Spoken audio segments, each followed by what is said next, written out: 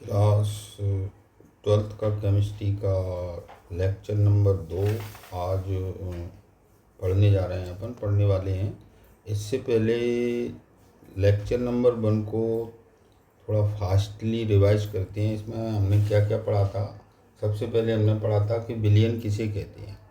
तो दो या दो से अधिक पदार्थों के समांगी मिश्रण को विलयन कहते हैं। विलयन के दो घटक होते हैं, एक तो होता है विलेय और एक होता है विलायक।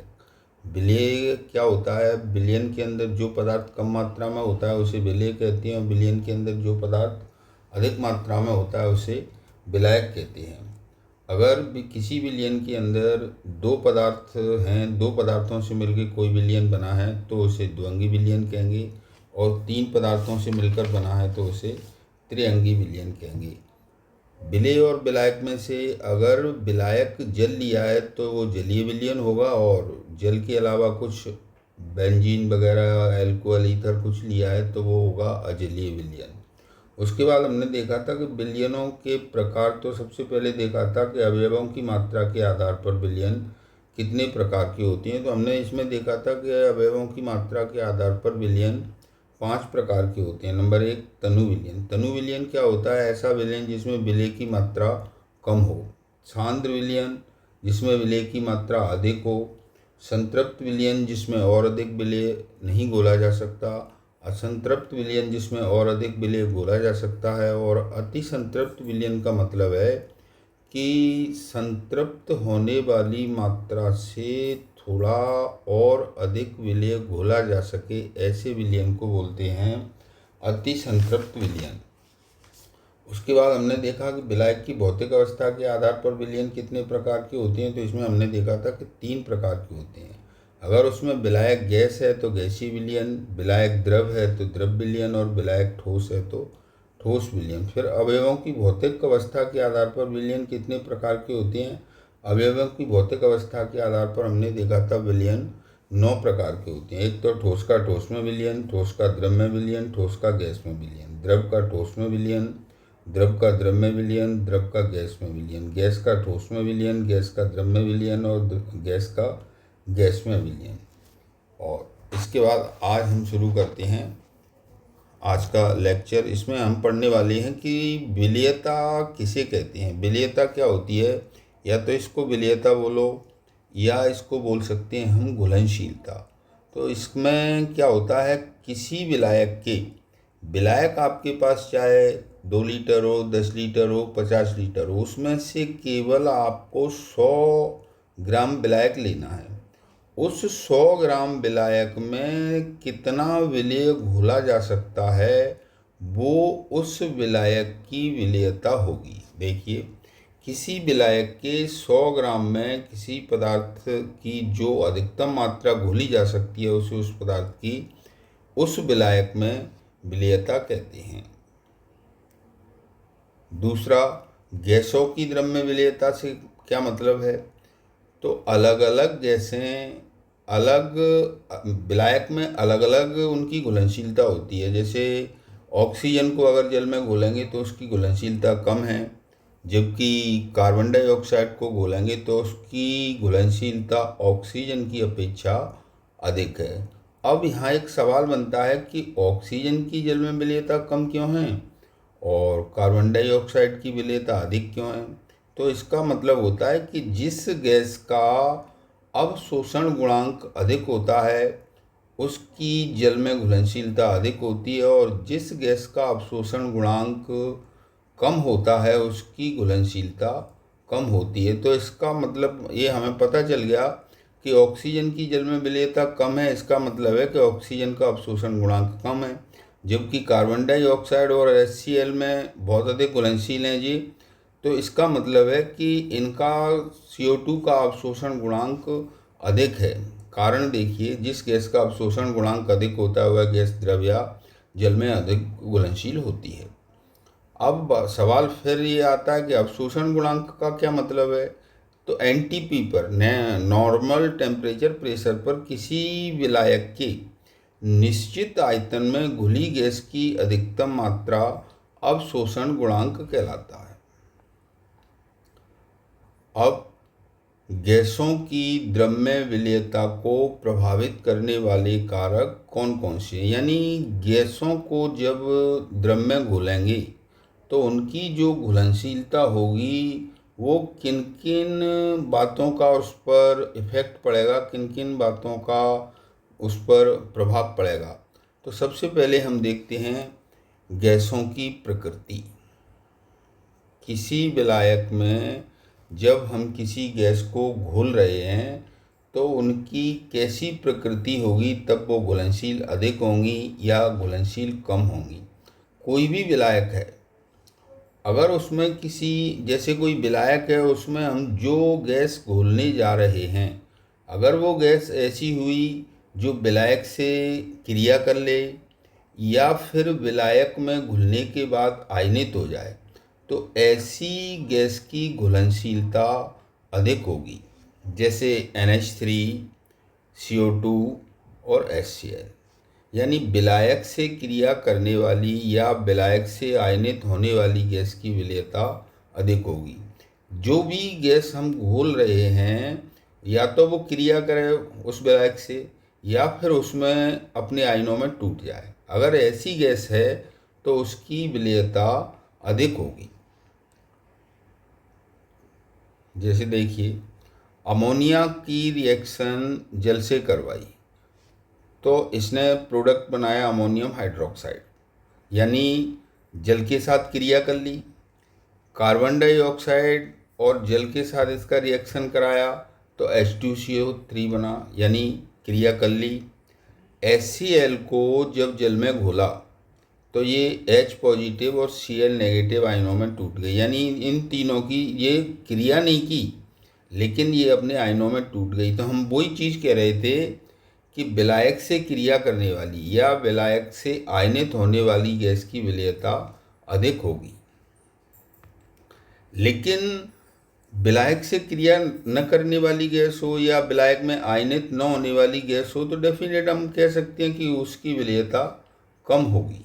इसका अपोजिट दूसरी चीज़, दूसरा फैक्टर क्या है, विलायक की प्रकृति। तो अगर विलायक हमारा ध्रुवीय है और हम उसमें जो गैस घोल रहे हैं वो भी ध्रुवीय है तो उसकी घुलनशीलता अधिक होगी। ध्रुवीय गैसें ध्रुवीय विलायकों में अधिक घुलनशील होती हैं। तो इसका मतलब है कि अध्रुवीय गैसें अध्रुवीय विलायक में अधिक घुलनशील होंगी। जैसे HCl NH3 गैसें जल में अधिक घुलनशील होती हैं। तीसरा इफेक्ट हम देखते हैं कि ताप का प्रभाव। जब किसी गैस को विलायक में घोलेंगे, विलायक का मतलब मेरा है जल से, तो उस पर ताप का क्या प्रभाव पड़ेगा। ताप में वृद्धि करने से गैसों की घुलनशीलता घटती है। अगर हम किसी विलायक में किसी गैस को घोल रहे हैं और उसका अगर टेम्परेचर बढ़ा दिया तो उसकी घुलनशीलता कम हो जाएगी, घट जाएगी। क्यों? क्योंकि गैस के द्रव में घुलने की क्रिया वो एक ऊष्माक्षेपी क्रिया होती है। एक तो ऊष्माक्षेपी क्रिया होती है और एक होती है ऊष्माशोषी। अब बात आती है कि ऊष्माशोषी और ऊष्माक्षेपी क्या मतलब है। ऊष्माशोषी का मतलब होता है कि जैसे ऐसे पदार्थ जो ऊष्मा को शोषित करते हैं, जैसे ब्लैक रंग होता है, अगर उसको धूप में रखते हैं तो वो जल्दी गर्म हो जाता है। ऊष्माक्षेपी का मतलब होता है जिसमें से ऊष्मा बाहर निकलती है, हीट बाहर निकलती है, उसे बोलते हैं ऊष्माक्षेपी अभिक्रिया। इसके बाद देखते हैं एक नोट है, हाइड्रोजन और हीलियम की जल में घुलनशीलता समानुपाती ताप। हाइड्रोजन और हीलियम को अगर जल में घोलते हैं तो ये ताप के समानुपाती होती है, यानी ये एक दूसरे के डायरेक्टली प्रोपोर्शनल हैं।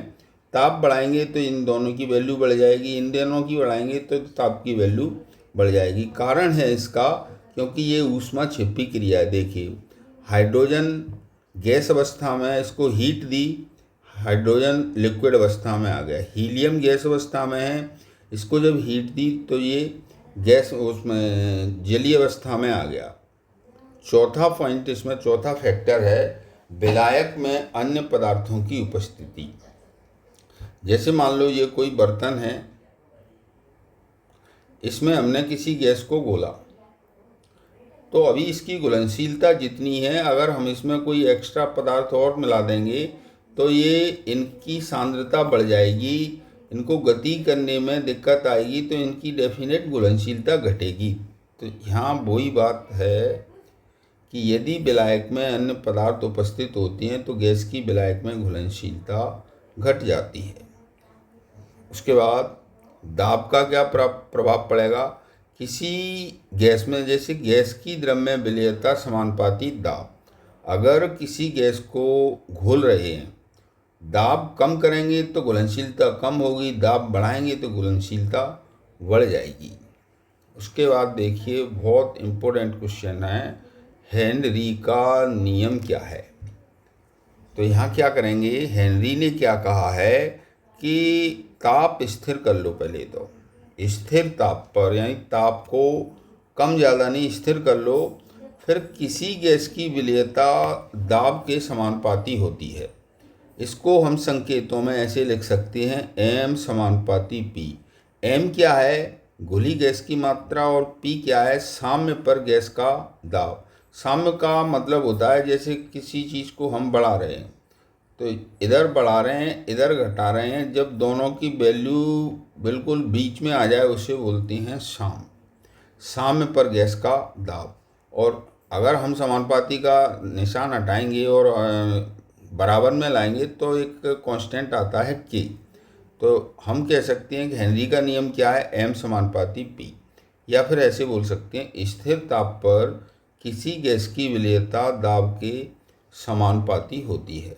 m का मतलब है घुली गैस की मात्रा, p का मतलब है साम्य पर गैस का दाब, और k का मतलब है स्थिरांक।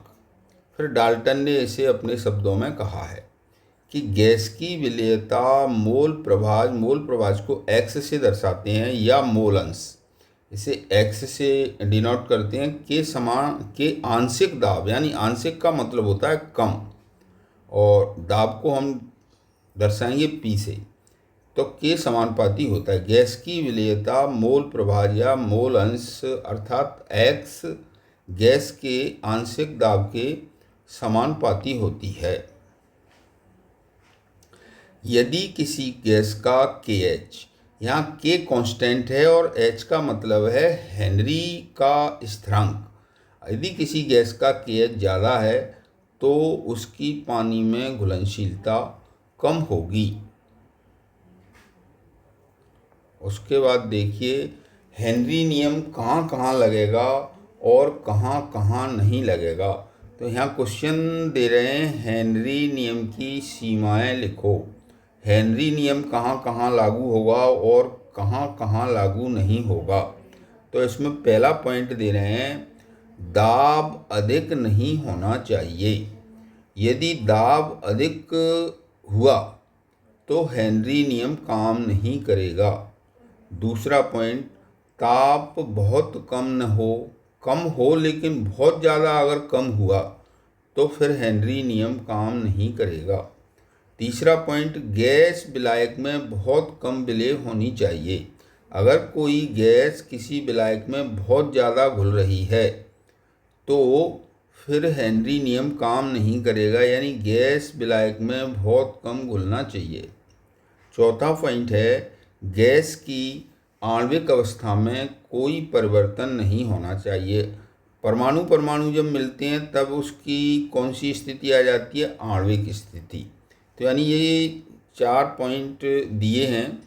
ये इस कंडीशन से बाहर अगर कोई बात होती है तो हेनरी नियम नहीं लगेगा। जैसे एक नोट, NH3 व HCl गैसें बेंजीन में बहुत कम घुलनशील होती हैं, इसलिए ये दोनों गैसें बेंजीन में हेनरी नियम का पालन करती हैं। कारण कि ये दोनों गैसें बेंजीन में कम घुलनशील हैं। वही चीज़ हम कह रहे थे कि अगर किसी गैस की घुलनशीलता ज़्यादा है तो हेनरी नियम काम नहीं करेगा, परंतु NH3 और HCl ये दोनों ही गैसें जल में अधिक घुलनशील होती हैं। अगर अधिक घुलनशील हैं तो यहाँ हेनरी के नियम का पालन नहीं होगा। तो हम कह सकते हैं कि NH3 व HCl गैसें बेंजीन में कम घुलनशील होती हैं, इसलिए ये दोनों गैसें बेंजीन में हेनरी नियम का पालन करती हैं, परंतु अमोनिया और HCl ये दोनों ही गैसें जल में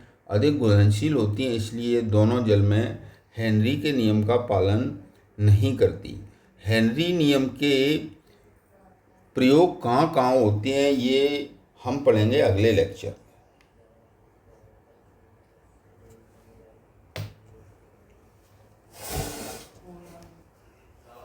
बंद करिए हमें।